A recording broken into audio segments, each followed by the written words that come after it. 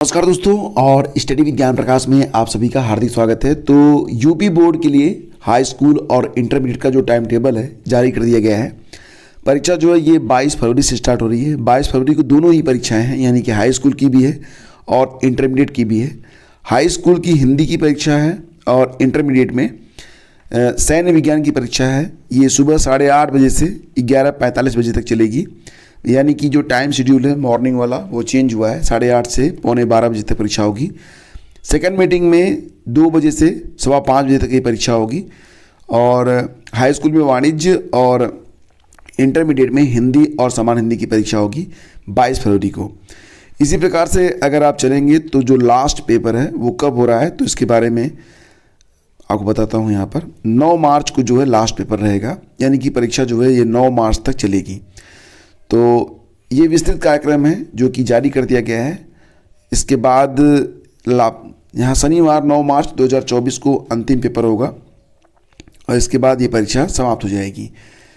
तो काफ़ी तीव्र गति से ये परीक्षा जो है वो स्टार्ट होगी और चलेगी भी, क्योंकि अगर आप देखेंगे तो 22 तारीख से 22 फरवरी से स्टार्ट हो रही परीक्षा और 9 मार्च तक ही चल रही है। कुल 55,08,206 अभ्यर्थी परीक्षा में बैठेंगे। इसमें हाई स्कूल में देखा जाए तो कुल मिला के जो परीक्षार्थी हैं वो 29,47,324 हैं और इंटरमीडिएट के 25,60,882 छात्र इसमें शामिल होंगे। और परीक्षाएं जो है महज 12 कार्य दिवसों में समाप्त हो रही हैं। तो ये काफ़ी तीव्र गति से हो रही है परीक्षा। और नकलविहीन और शुचितापूर्ण परीक्षा कराने के लिए बोर्ड ने इस बार 889 केंद्र कम बनाने की तैयारी की है। तो दोस्तों यहाँ पर एक बात तो बिल्कुल तय है, जैसा कि आप लोगों ने देखा कि यूपी में टीजीटी पीजीटी की जो परीक्षा होनी थी उसको लेकर जो अभ्यर्थी हैं वो काफ़ी परेशान हैं और उनको लग रहा है कि आखिर यूपी में जो टीजीटी और पीजीटी की परीक्षा है वो कब तक हो पाएगी। इसके लिए जो आवेदन थे 2022 में ही लिए गए थे, तो 2023 में तक ये परीक्षा नहीं हो पाई। तो आखिर ये परीक्षा 2024 में कब होगी। एक बात तो बिल्कुल तय है कि आपका जो नया शिक्षा सेवा चयन आयोग है जिसका गठन अभी जो है प्रोसेस में है और अभी यहाँ पर पदाधिकारियों की जो भर्ती होनी है उसके लिए अभी भी विज्ञापन जारी नहीं हुआ है। तो अगर हम इसके हिसाब से देखें तो अभी विज्ञापन जारी होगा और विज्ञापन जारी होने के बाद क्या होगा कि काफ़ी वक्त लगेगा इसमें। अभी तो 2 महीने तक का समय इसमें लग सकता है, ठीक है। तो इसका मतलब ये हुआ कि अभी 1.5 से 2 महीने का समय लगेगा। ये आपका दिसंबर चल रहा है और जनवरी आपकी यूं ही निकल जाएगी। 22 फरवरी से जो है ये परीक्षा स्टार्ट हो रही है बोर्ड की, जो कि चलेगी 9 मार्च तक। तो अगर आपके जो लोकसभा के चुनाव हैं वो आगे जाते हैं, मतलब कि अप्रैल में ना होकर मई जून में होते हैं, तो एक संभावना बनती है यहाँ पर कि हो सकता है कि 9 मार्च को ही परीक्षा समाप्त हो रही है। उसके बाद अगर अप्रैल में चुनाव नहीं होते हैं तो हो सकता है कि मार्च के मतलब कि आधे मार्च के बाद और अप्रैल भर में ये परीक्षा संपन्न हो सकती है, क्योंकि परीक्षा भले ही सीटें कम थी लेकिन आवेदक काफ़ी ज़्यादा हैं। और निश्चित रूप से जो है इसमें कम से कम 4 दिन परीक्षा होगी। शनिवार रविवार को ही अक्सर जो शेड्यूल तय किया जाता है, अगर उस हिसाब से परीक्षा हो रही है तब भी 4-5 दिन लगेंगे। तो 4-5 दिन लगने का मतलब होगा कि कम से कम आपको जो है शनिवार रविवार करके 3-4 सप्ताह का समय चाहिए, ठीक है। कम से कम 2 सप्ताह का समय तो आपको पक्का चाहिए। तो बीच में और भी कई सारी परीक्षाएं हैं। आपने देखा कि फरवरी में ही 11 फरवरी को आरओ की परीक्षा है और मार्च में कहा जा रहा है कि पीसीएस की परीक्षा हो सकती है 17 मार्च को। हालांकि यूपी पीसीएस के लिए जो आवेदन हैं वो आने वाले हैं, यानी कि फॉर्म जो हैं वो आ सकते हैं दिसंबर के अंत तक, अगर परीक्षा होनी होगी मार्च में। कोई ऑफिशियल डिक्लेरेशन अभी नहीं है, सोशल मीडिया में जानकारी मिल रही है कि यूपी पीसीएस 2024 की प्रारंभिक परीक्षा ये मार्च में हो सकती है। और अगर मार्च में होती है तो फिर टीजीटी पीजीटी की जो परीक्षा है ये चुनावों के बाद ही हो पाएगी। यानी कि अगर हम देखें यहाँ पर क्लियर कट जो बात हमको दिखाई दे रही है उसके मुताबिक मार्च तक अभी जो है टीजीटी पीजीटी की परीक्षा नहीं हो पाएगी।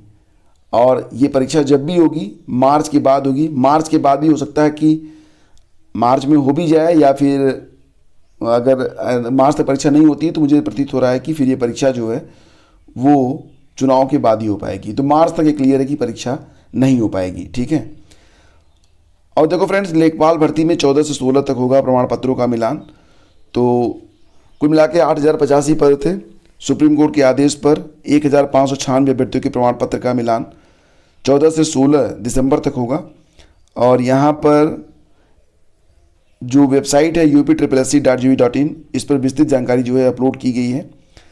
आयोग के सचिव अवनीश सक्सेना की ओर से जारी विज्ञप्ति के मुताबिक लेखपाल भर्ती के लिए 31 जुलाई 2022 को लिखित परीक्षा आयोजित की गई थी। स्कोर के आधार पर 27,455 अभ्यर्थियों के प्रमाण पत्रों के मिलान की सूचना 2 मई को जारी की गई थी। इसके बाद एससी स्वतंत्रता संग्राम सेनानी के आश्रित, भूतपूर्व सैनिक और महिला श्रेणी के लिए अनुपूरक 842 अभ्यर्थियों की सूची जोड़ी गई थी। तो अब सुप्रीम कोर्ट के आदेश पर 1596 अभ्यर्थियों को प्रमाण पत्र मिलान का यानी कि डॉक्यूमेंट वेरिफिकेशन का मौका दिया गया है। यहाँ पर आप देख सकते हैं पूरी लिस्ट जारी की गई है कि परिवर्तित उत्तर कुंजी के अनुसार आपने देखा था कि एक प्रश्न का जो उत्तर था वो भी बदला था। इसके बाद जो कट ऑफ है वो थोड़ी सी चेंज हुई है। आपको पता ही होगा कि इसमें जो एक उज्ज्वला वाला प्रश्न था उसमें सभी को कॉमन अंक दिए गए थे, इसका आदेश आया था। इसके बाद जो नई कट ऑफ जारी हुई है उसमें जनरल की कट ऑफ 77 है, अनुसूचित जाति की कट ऑफ 75 है, जनजाति कट ऑफ 65.25 है, ओबीसी और जनरल की कट ऑफ सेम है 77 और ईडब्ल्यूएस की कट ऑफ भी 77 है।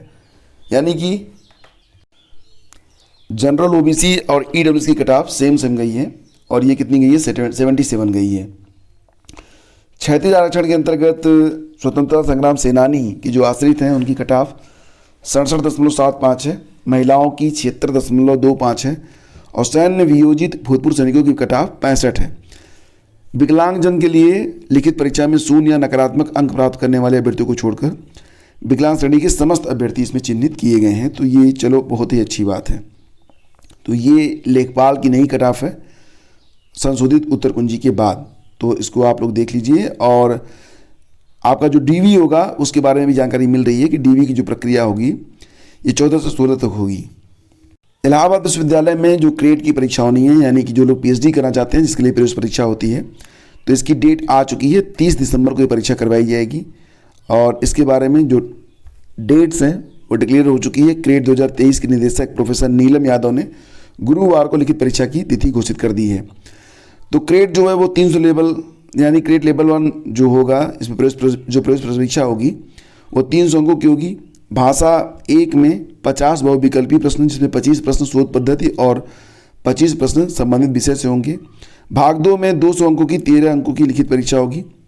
इलाहाबाद विश्वविद्यालय एवं संगठक महाविद्यालयों के अस्थायी प्राध्यापकों, सैन्य अधिकारियों और अंतर्राष्ट्रीय छात्रों को क्रेट लेवल 1 की परीक्षा से छूट मिलेगी, पर उनके लिए क्रेट लेवल 2 की परीक्षा में सम्मिलित होना अनिवार्य है। तो यहाँ पर देखिए 9 परीक्षा केंद्रों पर ऑफलाइन मोड में परीक्षा होगी, सुबह 10 बजे से दोपहर 1 बजे की पाली में। और इलाहाबाद विश्वविद्यालय ने क्रेट 2023 का लिंक भी जारी किया है, तो आप जाकर जो है बाकी जानकारी वेबसाइट से ले सकते हैं।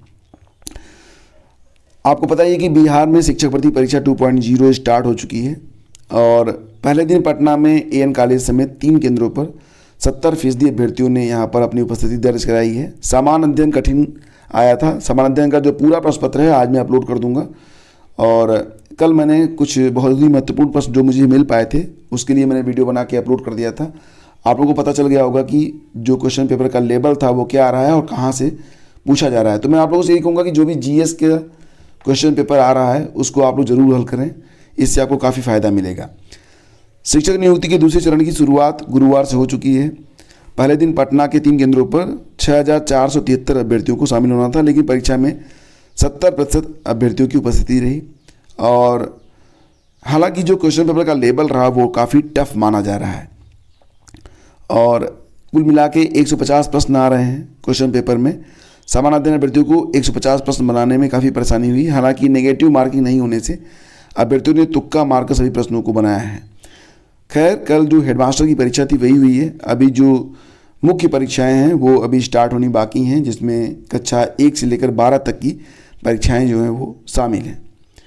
आगे बढ़ते हैं, बात करेंगे यहाँ पर यूपीपीसीएस नोटिफिकेशन के बारे में फ्रेंड्स। तो यूपीपीसीएस 2024 के लिए नोटिफिकेशन जल्द जारी होने की जानकारी प्राप्त हो रही है। तो यहाँ पर अभी हाल ही में आपने देखा होगा कि कई बार सोशल मीडिया में जानकारी आपको मिल गई होगी कि 17 मार्च को पीसीएस प्री की परीक्षा हो सकती है। हालांकि इसके बारे में अभी तक यूपीपीएससी की ओर से कोई भी ऑथेंटिक और कोई भी बयान यूपीपीएससी ने नहीं दिया है, लेकिन संभावना बनती है कि 17 मार्च को यूपीपीसीएस की प्रारंभिक परीक्षा हो सकती है। तो इसी महीने के अंत तक पीसीएस का नोटिफिकेशन भी आ सकता है। पिछले वर्ष दिसंबर के आखिरी सप्ताह में आया था और मार्च में ही परीक्षा हुई थी। तो उस लिहाज से अगर देखा जाए तो इस साल भी बस नोटिफिकेशन अंत तक आ सकता है दिसंबर के, और परीक्षा अगर हुई तो 17 मार्च हो सकती है, या हो सकता है कि अगर 17 मार्च को या मार्च में अगर परीक्षा नहीं होती है तो फिर अनिश्चित रूप से ये आगे जा सकती है, चुनाव के बाद ही हो सकती है। फिलहाल इसके बारे में जब भी कोई जानकारी मिलेगी तुरंत ही आप लोगों को यहाँ पर जानकारी उपलब्ध करवा दी जाएगी। फिलहाल आप लोग तैयारी में लग जाइए, क्योंकि यूपीपीसीएस कोई हल्की फुल्की परीक्षा नहीं होती है कि इसको आप 10 दिन में पढ़ के या 1 महीने पढ़ के पास कर लें। इसकी प्रॉपर सही रणनीति के साथ तैयारी होनी चाहिए, तभी जाकर आप जो है यूपीपीसीएस को क्रैक कर पाएंगे। और दोस्तों एक बात और भी कि आज फिर, यानी कि ये कल की न्यूज़ है, पटना उच्च न्यायालय के चीफ जस्टिस के द्वारा एक बड़े फैसले में बिहार के सरकारी अस्पताल में 2005 से कार्य कर रहे लैब टेक्नीशियन को उनकी नियुक्ति रद्द करने का फैसला दिया गया। मुख्य न्यायाधीश ने अपने फैसले में कहा कि कार्य अनुभव के आधार पर नियुक्त किए गए सभी लैब टेक्नीशियन को सरकार बाहर का रास्ता दिखाए, क्योंकि वे लोग नौकरी का मानक पूरा नहीं करते हैं। तो 18 साल तक ये जो लैब टेक्नीशियन हैं ये काम करते रहे, और अब उनको जो है बाहर करने की बात यहाँ पर चल रही है, यानी नौकरी का कोई भरोसा नहीं है। यूपीएससी के बारे में बात करें तो वीडियो 2018 के बारे में, तो ओएमआर की जो स्कैनिंग है वो कंप्लीट हो चुकी है, और रिजल्ट जो है ये जनवरी में संभावित है। हो सकता है कि रिजल्ट जो है जनवरी में आ जाए। 3000 के आसपास अभ्यर्थियों को डीवी के लिए कॉल किया जाएगा। तो यूपीएससी वीडियो का जो रिजल्ट है ये कब तक आ सकता है, कई बार आप लोगों ने पूछा था। तो जनवरी में यूपीएससी वीडियो 2018 की परीक्षा का रिजल्ट जारी हो सकता है, और साथ ही साथ मुख्य सेविका और वीडियो 2018 की डीवी भी तेज होगी। तो यहाँ पर चुनाव से पहले दोनों पूरा करने का प्लान है, मतलब कि चुनाव से पहले मार्च तक जो है मुख्य सेविका की डीवी भी करवा ली जाएगी। तो यहाँ पर दोनों पर ही काम चल रहा है। तो दोस्तों ये थी आज की न्यूज़ अपडेट। अगर सेशन आपको अच्छा लगता है तो प्लीज़ लाइक और शेयर कर दिया करें। हम मिलेंगे आपसे अगले वीडियो में, तब तक के लिए आज्ञा दीजिए। नमस्कार, जय हिंद।